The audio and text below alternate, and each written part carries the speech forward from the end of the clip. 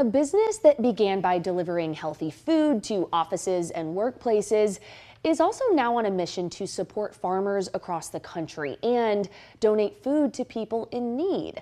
For the next week, the Fruit Guys are accepting applications from small farmers hoping to be the next grant recipients.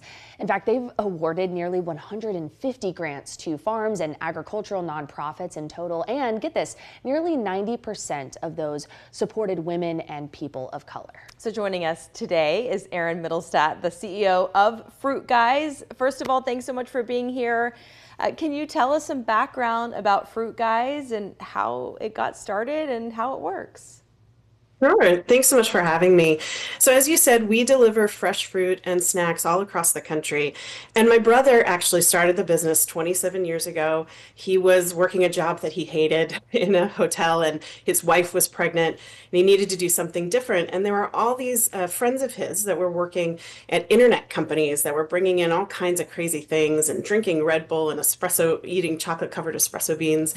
And he thought there was an opportunity to bring something healthier to those offices. And so that's how we started. He started packing up fruit in his car and delivering it locally in San Francisco. And now 27 years later, we ship out of 11 locations across the country.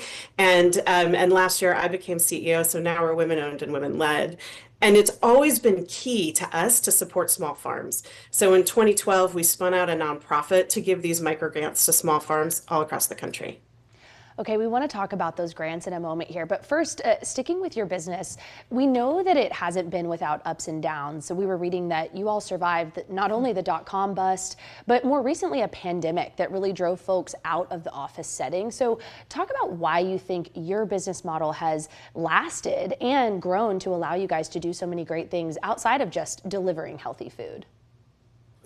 Yeah, it's a great question. We've seen three big challenges in our 27 years history. The first, the internet bust, the Great Recession in 2008, 2009, and then by far the pandemic was the worst. When you deliver primarily to offices and those offices shut down, that's a challenge. So we lost 90% of our business in 2 weeks.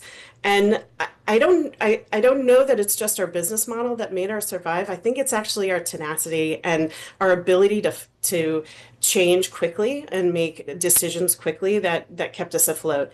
And the creativity to do during the pandemic, we had to do different kind of programs. We partnered with a partner of ours, Avery, to deliver boxes in New York to healthcare workers that was funded by a donation from a large partner. So we had to really be flexible and nimble. But I think the part where we keep growing and keep showing up in offices is because everybody does care about health, and you spend a lot of time at the office. You want to create an environment that people feel cared for and like they're taking their health seriously. And so that's, I think, a part of why we've lasted this long as well. It's been good to get everyone back in person, back in the office.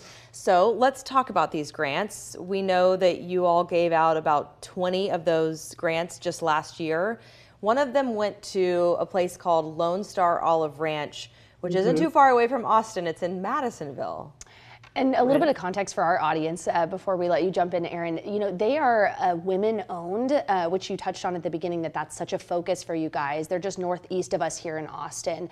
So if you know, talk about what they plan to use those funds for, or generally, how these grants work for people like the Lone Star Olive Ranch.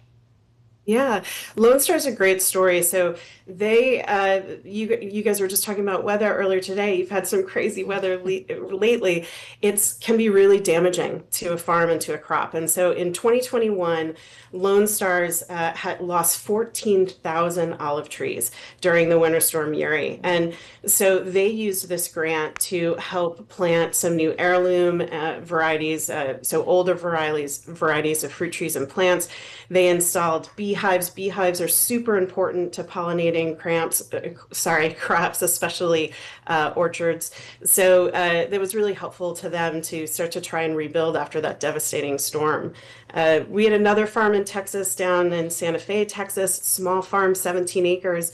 They used the grant to install tunnels over their crop that help protect in extreme weather like this, and just extending somebody's growing season by a couple weeks, man, that makes a real difference to these small farms.